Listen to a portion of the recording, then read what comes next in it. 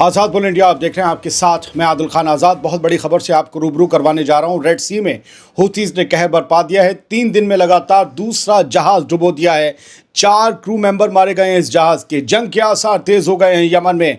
Yemen के Houthi fighters ने red सी में 2 दिन या 3 दिन के अंदर दूसरा बड़ा हमला करके पूरी दुनिया को हिला दिया। यानी मंगल को 8 जुलाई की रात इटर्निटी सी नाम के कार्गो शिप पर जो हमला हुआ था, अब उसके रिजल्ट सामने आ गए हैं। 9 जुलाई की शाम को रॉयटर्स ने खबर दी है कि ये जहाज़ भी समंदर में डूब गया है और अब तक मिली मालूमात के मुताबिक इस जहाज़ के कम से कम 4 क्रू मेंबर्स की मौत हो चुकी है, जबकि 22 में से कई अब भी लापता हैं। ये बहुत बड़ा नहीं बल्कि बहुत बुरा हमला भी माना जा रहा है। यमन के खिलाफ कभी भी बड़ा एक्शन हो सकता है। अभी आपको पता चला होगा, परसों ही मैजिक सीज नाम का जहाज़ डूबा था, जिसकी कुछ तस्वीरें आपने देखी होंगी। आज का जो हादसा बताया जा रहा है, जो ये हादसा रेड सी में हूथीज़ के हमलों का एक और नया पहलू दिखा रहा है और ये बता रहा है कि हूथीज़ के हमले बहुत ज़्यादा इंटेंसिफाई हो गए और इसके बाद बहुत मुमकिन है कि यमन के ऊपर एक बड़ा हमला हो जाए।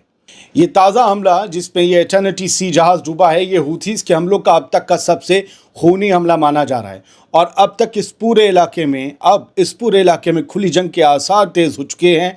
इस जहाज़ को ड्रोन और रॉकेट से निशाना बनाया गया था। जितनी इंफॉर्मेशन मुहैया हुई है उसके मुताबिक इटर्निटी सी नाम के इस जहाज़ पर पहली बार पीर की रात को मंडे को सी ड्रोन और स्पीड बोट से हूथीज़ की तरफ से फायर किया गया था और आरपीजी से भी निशाना लगाया गया था। इसके बाद मंगल यानी कल रात एक बार फिर इस जहाज़ पर हमला हुआ, दोबारा हमला हुआ, जिससे हालात इतने बिगड़ गए कि इस जहाज़ के क्रू मेंबर्स को समंदर में कूदकर छलांग लगानी पड़ी, अपनी जान बचानी पड़ी। एक क्रू मेंबर जो बच गया उसने बताया कि हमले के बाद जहाज़ में आग लग गई थी और कुछ ही घंटों में वो समंदर के अंदर समा गया और ये खबर 9 जुलाई को पूरी तरीके से साफ हो चुकी है। क्रू मेंबर्स के साथ क्या हुआ सुन लीजिए। अभी 20 से ज़्यादा लोग लापता बताए जा रहे हैं। अब तक रॉयटर्स के हवाले से खबर है, अब तक 4 लोगों की लाशें मिल चुकी हैं। 5 लोग जिंदा निकाले गए हैं, इनमें एक गार्ड भी शामिल है। बाकी 18 क्रू और गार्ड अब भी लापता हैं। ये कहाँ गए हैं नहीं पता। मरने वालों की तादाद बढ़ सकती है, हूथीज़ के लिए मुश्किल बढ़ सकती है। सिक्योरिटी एजेंसियों को शक है कि कुछ क्रू मेंबर्स हूथी लड़ाके भी गिरफ्तार कर सकते हैं। कुछ क्रू मेंबर्स को जहाज़ पर 21 फिलिपीनी थे, 1 रूसी था, 4 सिक्योरिटी गार्ड्स थे, इनमें 1 ग्रीस का सिटीजन था। ये सब मौजूद थे। अब इनमें से कितने कहाँ के लापता है नहीं पता। हूथी अभी तक जिम्मेदारी पर खामोश हैं। अब तक हूथी ग्रुप ने इस हमले की कोई ऑफिशियल जिम्मेदारी नहीं ली है, लेकिन इंटरनेशनल मैरीटाइम सिक्योरिटी एजेंसी ये मान रही है कि हमला हूथी मूवमेंट ने ही किया है। जिस जगह पर रेड सी में यह हमला हुआ है इस जहाज़ पर, इटर्निटी सी पर, वो वैसे भी हूथीज़ के कंट्रोल वाला इलाका है जहाँ वो हमले करते रहते हैं।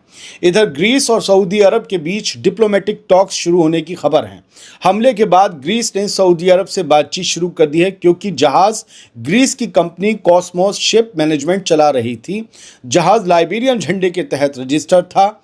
सऊदी अरब से बातचीत इसलिए हो रही है, सऊदी अरब और यमन मिले हुए हैं, हो सकता है वो सऊदी अरब के कोस्ट तक पहुंच रहा हो तब डूबा हो। खैर, इटर्निटी सी पर यह हमला हुआ है 3 दिन पहले मैजिक सीज जहाज पर हुए हमले के ठीक बाद ये हमला हुआ है। यानी महीनों की खामोशी के बाद हूथीज़ अब दोबारा हमलावर हो गए हैं और इस बार उनकी स्ट्रेटजी और ज़्यादा खतरनाक और जानलेवा साबित हो रही है। एक्सपर्ट्स का कहना है कि अब अमेरिका या इसराइल किसी की भी तरफ से हूथीज़ के ऊपर एक जवाबी हमला हो सकता है और ये बड़ा हमला होगा। इससे यमन में एक नई जंग की शुरुआत मुमकिन है।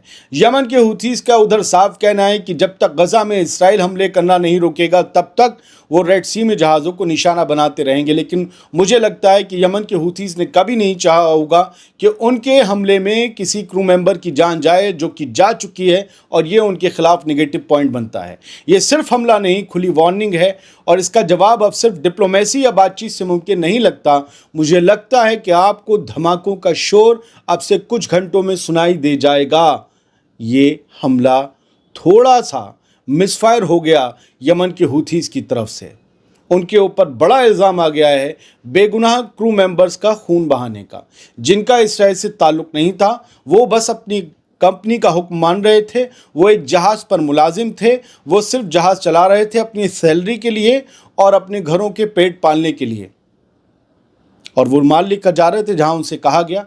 लेकिन उनके ऊपर हमला हुआ, उनकी जान गई। ये हुतीज़ के लिए मैं कह रहा हूँ निगेटिव पॉइंट हो गए हैं। उनके लिए बहुत मुश्किल का सबब बन गया है और कुछ भी बड़ा हमला उनके ऊपर मुमकिन है, कुछ भी। और आप ये सोचिए, सिर्फ इसराइल अमेरिका नहीं, हो सकता है कोई ऐसा ममालिक भी हमला कर दे जिसके बारे में अभी आपने और हमने सोचा नहीं। ब्रिटेन तो हो सकता है अमेरिका के साथ, और भी कोई हो सकता है जिसके लोग मारे गए, हो सकता है ग्रीस, हो सकता है कोई और यूरोपियन मुल्क। फिलीपीन के सबसे ज़्यादा क्रू मेंबर्स हैं, वो तो यहाँ तक नहीं लाएगा अपने फाइटर जेट या जो भी, लेकिन फिर भी। अब ज़रा इस खबर को आप लिंक करिए जो कल हमने आपको खबर दी सबसे पहले, कि जर्मनी ने ये शिकायत की है चाइना से, और उनका जो है एम्बेसडर तलब किया था कि आपने हमारा जो गश्ती जहाज़ था, जो है हवा में गश्त लगा रहा था और देख रहा था रेड सी में सब कुछ सही चल रहा है, हमला तो नहीं हो रहा किसी जहाज़ पर, उस पर आपकी तरफ से लेज़र से हमला किया गया। अब ज़रा लिंक कीजिए, मैंने कल भी लिंक करने की कोशिश की थी, क्या ये हुतीज़ की हिमायत में हमला किया गया था चाइना की तरफ से? अब सोचिए, इस जहाज़ पर ये जो एटर्निटी सी डूबा है, मैजिक सीज पर संडे को हमला हुआ था, वो परसों डूबा, ये आज डूबा है 9 जुलाई में, पूरी तरीके से डूबा है, कल रात से डूबना शुरू हुआ था। तो एटर्निटी सी पर जब परसों रात पहला हमला हुआ और कल रात वो हमला हुआ जिसके बाद क्रू मेंबर्स कूद गए और क्रू मेंबर्स ने बताया कल रात आग लगी है, तो क्या उस हमले से पहले या उस हमले के वक्त कुछ चाइना कर रहा था हुतीज़ के हक में, जो वो लेज़र दागा गया था जिसकी वजह से नाराज़ हो गया यूरोपियन मुल्क? आप इसे जोड़ने की कोशिश कीजिए, मैं बिल्कुल गलत साबित हो सकता हूं, लेकिन यहां हालात कुछ ऐसे हैं कि जोड़ना पड़ेगा। और अगर ये चीज़ें जुड़ जाती हैं तो मैं फिर कह रहा हूं, एक बहुत बड़ी जंग के आसार खड़े हैं। बहुत से मुल्क मुलव्विस हो सकते हैं, होंगे ये नहीं पता, हो सकते हैं। गजा पीछे छूट जाएगा, गजा में सीज फायर हो जाएगा, ये जंग असल में कहीं और लड़ी जानी है। और एक चीज़ और लिंक कीजिए, ईरान और इसराइल के बीच कभी भी जंग छिड़ सकती है, बार बार दोहराया जा रहा है। क्या ईरान ने इस बार हुतीज़ को ग्रीन सिग्नल दिया है कि तेज करो, हमने देखा जाएगा? क्योंकि हुतीज़ हो, हिजबुल्लाह हो, ये सब उस वक्त खामोश बैठे थे और ये अपनी मर्जी से नहीं, इन्हें ईरान ने खामोश किया होगा कि हम अकेले निपटना, तुम लोग मत आना। भी जब वो 12 दिन की जंग चली, क्या ईरान की तरफ से कोई ग्रीन सिग्नल मिला है? ये जंग क्या बहुत बड़ी होने वाली है? रॉयटर्स की हेडलाइन देख लीजिए। सबसे पहले रॉयटर्स की एक हेडलाइन देखिए, latest Red Sea attack on Greek ship kills 4 crew. इन्होंने बताया कि अब जो ताज़ा हमला हुआ है उसमें 4 क्रू मेंबर्स मारे गए हैं और इसमें 2 क्रू मेंबर्स ज़ख्मी हुए हैं। तो स्पीड बोट्स ने, और जो है उन्होंने स्पीड बोट से ड्रोन फायर किए गए थे, ड्रोन उससे दागे गए स्पीड बोट से, और रॉकेट प्रोपेल्ड ग्रेनेड्स दागे गए हुतीज़ की तरफ से इस जहाज़ पर। इसके अलावा ये बताया गया कि रेड सी में बड़े हमले जो हैं हुतीज़ ने रिज्यूम कर लिए हैं। और अल अरेबिया के हवाले से दिया गया, एटर्निटी सी शिप पर जो है हमला हुआ है रेड सी में, रेस्क्यू ऑपरेशन जो है चलाए जा रहे हैं और इन्होंने अभी फिर से मरने वालों की तादाद नीचे दे रखी है। खैर, रॉयटर्स की एक और हेडलाइन है, शिप पर अटैक हुआ है रेड सी में और वो शिप डूब गया है, रेस्क्यू ऑपरेशन अंडरवे हैं, सोर्सेज ने ये सब बताया है। और ये जीएमटी जो है, ये 2:30 बजे के करीब जो है ये ब्रेक हुई है, जुलाई 9 को खबर। हमारा और थोड़ा सा टाइम खिसका लीजिए sir. Greek ship sinks of Yemen after Houthi attack, ये फिर उसके बाद एक, उससे पहले ये खबर आ गई थी।